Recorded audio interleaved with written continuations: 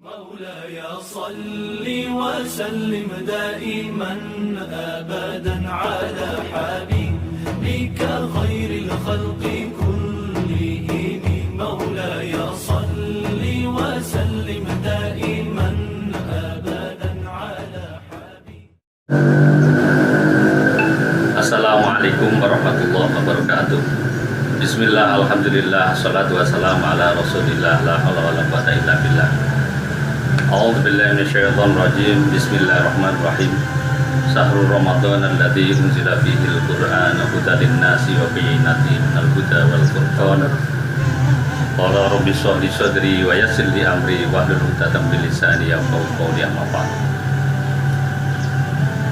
Pemirsa rahimahullah, para shaimin shaimat, muslimin muslimat yang dirahmati Allah Subhanahu wa taala, wabil khusus pada Roy Surya dan Tanfidiyah MPCNU Wilangan yang kami hormati, para hadirin sekalian dan pemirsa yang dirahmati Allah Subhanahu wa taala. Syukur alhamdulillah sampai dengan detik ini kita semuanya masih diberi karunia oleh Allah Subhanahu wa taala berupa nikmat keimanan dan keislaman, dan juga diberi nikmat kesehatan zahiran wa batinan, sehingga dapat melaksanakan ibadah puasa Ramadan dengan baik. Dan nikmat ini marilah kita syukuri, mudah-mudahan oleh Allah Subhanahu wa taala nikmat kita akan ditambah. Allahumma salat serta salam semoga tetap terlimpahkan atas junjungan kita Nabi Muhammad SAW, dan mudah-mudahan kita semuanya yang melakukan mendapatkan syafaat. Para pemirsa yang dirahmati Allah Subhanahu wa taala, tak terasa alhamdulillah di bulan yang penuh rahmat ini dan di bulan yang mulia ini, luar biasa Allah Subhanahu wa taala telah menurunkan Al-Qur'an pada bulan Ramadan. Di samping kita ibadah puasa Ramadan dan ibadah sunnah yang lainnya, bahwa permulaan turunnya Al-Qur'an Al-Karim ini pada bulan Ramadan tersirat dalam surat Al-Baqarah ayat 185 yang tadi sudah kami sampaikan, bahwa Al-Quran diturunkan oleh Allah SWT sebagai tuntunan petunjuk bagi umat manusia, dan di dalamnya juga penjelasan-penjelasan tentang petunjuk itu, dan sebagai pembeda antara yang hak dan yang batil.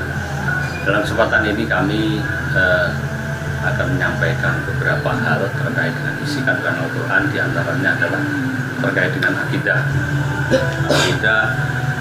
kita pada Allah SWT yang tertuang dalam rukun Islam, bahwa kita alhamdulillah diberikan oleh Allah SWT sebagai umat yang beriman, mengimani yang tertuang dalam rukun Islam, yaitu iman kepada Allah, yang kedua iman kepada Rasulullah, yang ketiga iman pada Nabi dan Rasulullah, selanjutnya iman pada kitab-kitab Allah, iman kepada hari akhir dan benar-benar Allah. Iman kepada Allah ini bagaimana kita tuangkan dalam lisan dengan syahadat, dan kita yakini dalam keimanan dalam hati, serta dalam kita implementasikan dalam kehidupan sehari-hari, kita menjalankan perintah dan menjauhi larangan-larangannya, serta iman kepada malaikat Allah, hal yang gaib tentunya. Dan iman ini tidak cukup kita sampaikan, akan tetapi kita yakini di dalam sanubari dan kita implementasikan dalam kehidupan, dan ini adalah terkandung dalam isi kandungan Al-Quran. Rukun iman ini ketika kita cermati, dan ini adalah waktu yang tepat, karena di bulan suci Ramadan ini adalah boleh dikatakan cawah candra di muka, kawah candra di muka, sehingga kita merevitalisasi lagi keimanan kita kepada Allah, bukan karena orang tua kita di Islam sehingga kita harus sholat, akan tetapi betul-betul masuk dalam keyakinan kita. Dan selanjutnya adalah iman pada malaikat, walaupun ini tidak nampak, tapi bagaimana kita meyakini, serta iman pada Rasulullah yang ada 25 ini, dan kita sebagai umat Rasulullah SAW. Terakhir dalam kitab Allah, dari 4 kitab, Injil, Zabur, Taurat, dan Al-Quran. Dan kita sebagai umat muslim tentunya itu bagaimana berpedoman hidup ini dengan mengimplementasikan isi kandungan Al-Quran. Jadi yang surat ini bisa tersirat dalam surat Al-Quran, dan juga yang ada di semesta alam ini adalah juga Al-Quran, sebagaimana yang tertera dalam sisi dalam Al-Quran itu. Dan termasuk pada hari akhir, bahwa kita yakin kita ini hanya hidup di dunia fana, bahwa kita tidak kekal, sehingga kita harus memperseimbangkan, mengetahui bagaimana kehidupan di dunia ini adalah untuk bekal kehidupan yang lebih kekal, yaitu di kehidupan di akhirat. Dan tentunya nanti mesti ada perhitungan amal baik kita dengan amal yang jelek itu seperti apa, dan itu harus yakin adanya. Dan kontak-kontaknya Allah pasti ada, janji dan ancaman Allah itu sudah pasti sekali. Hadirin yang dirahmati Allah, serta yang berikutnya adalah bagaimana tataran sosial ekonomi. Dalam sosial ekonomi ini juga diatur dalam Al-Quran, bagaimana manusia itu adalah hablum minallah dan hablum minannas.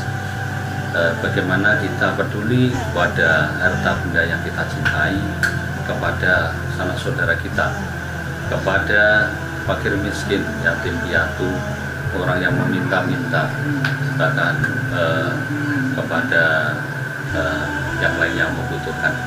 Hal ini juga menunjukkan bahwa ini adalah tuntunan Al-Quran. Maka dari itu sudah benar bahwa manusia itu makhluk yang sosial. Bagaimana kita harus peduli dengan hablum minannas, apalagi di era ini, di tahun 2020 ada pandemi COVID-19 ini. Tepat kiranya terketuk hati kita apabila kita mempunyai kelonggaran rezeki, maka mari kita bersama-sama untuk saling membantu kepada sanak saudara kita. Walaupun tidak ada barangkali bagaimana kita bisa memberikan sesuatu yang positif kepada sesama kita. Ini adalah terkait sosial ekonomi. Yang berikutnya adalah terkait ibadah. Aqimus shalah wa atuz zakah. Ini perintah dalam Al-Quran, bagaimana perintah sholat itu tentunya ini bergandengan dengan perintah zakat. Bagaimana kita hablum minallah dan hablum minannas. Perintah sholat, utamanya sholat 5 waktu, mari kita jalankan sholat itu dengan benar, utamanya sholat wajib. Jadi jangan sampai kita sembrono bahasa Jawanya dengan kewajiban sholat 5 waktu. As-sholatu ala waktiha ini bagaimana kita bisa selalu mengevaluasi bagaimana apakah sudah benar sholat kita.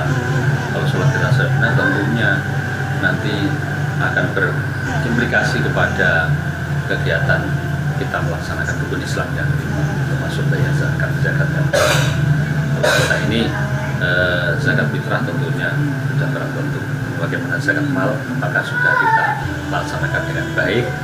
Kita yang berkewajiban waktunya lah saat ini di bulan yang mulia ini, bagaimana kita akan menghitung kewajiban-kewajiban kita. Yang berikutnya adalah tentang moralitas akhlak. Bagaimana moralitas umat muslim itu yang baik adalah tersirat di sana bagaimana kita mensegerakan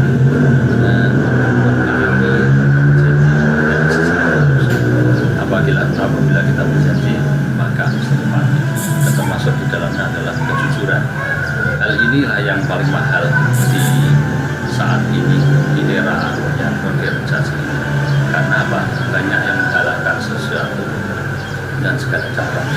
Ini sampai perhatikan bagaimana kita kembali kepada itu adalah bagaimana yang mendahulukan hak kewajiban kita kepada orang lain, termasuk bagaimana kita menepati janji kepada orang lain, dan bagaimana moralitas yang lain kita ini selalu bersabar dengan ujian-ujian yang diberikan oleh Allah Subhanahu wa Ta'ala.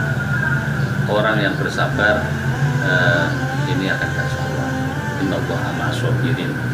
ini bagaimana ketika kita di era pandemi ini, contohnya ketika kita ini ada yang kehilangan pekerjaan, tentunya akan kehilangan penghasilan, dan bagaimana kita menghadapi ini semuanya, apalagi ada saudara-saudara kita yang lainnya ketika sudah terhimpit ekonomi, juga terpapar COVID-19 sehingga diisolasi, sudah tidak punya penghasilan dan dia dikarantina dan jauh dengan keluarga. Ini memerlukan kesabaran yang luar biasa, dan ketika kesabaran ini kita memiliki dan kita ingat pada Allah SWT, dan ini adalah tuntunan dari Al-Quran, maka insya Allah semuanya kita akan menjadi umat yang muttaqin. Ini adalah derajat yang tertinggi di sisi Allah Subhanahu wa Ta'ala. Ini derajat yang mulia, kita adalah yang bertakwa kepada Allah Subhanahu wa Ta'ala. Nah, para pemirsa yang dirahmati Allah Subhanahu wa Ta'ala, barangkali ada 4 hal isi kandungan Al-Quran terkait dengan nuzulul Quran yang sudah berlalu kemarin. Ini mari kita revitalisasi lagi bagaimana bahwa peringatan nuzulul Quran ini kita ambil, kita petik. Jadi inti dari peringatan nuzulul Quran ada 4 hal ini terkait dengan akidah, bagaimana penguatan akidah, yang kedua dengan sosial ekonomi, yang ketiga tentang bagaimana ibadah, dan yang terakhir adalah terkait dengan moralitas atau akhlakul karimah. Ini mudah-mudahan ada guna manfaatnya sekelumit apa yang kita sampaikan untuk menjelang menunggu berbuka puasa ini. Mudah-mudahan kita bisa memetik intisari dari kegiatan ini, sehingga kita nanti bisa mengevaluasi dan kita kembali kepada Al-Quran. Apabila kita mengalami permasalahan-permasalahan, mari kita kembali kepada Al-Quran, dan semuanya sudah diatur oleh Al-Quran, dan Al-Quran baik yang berupa mushaf, juga Al-Quran yang secara luas adalah apa yang ada di alam semesta ini adalah semuanya ciptaan Allah, dan itu juga bisa kita lihat. Para pemirsa yang dirahmati Allah, demikian barangkali apa yang dapat kami sampaikan, dan apabila ada yang kekurangan terkait dengan apa yang kami sampaikan, sebesar-besarnya akhir Allah.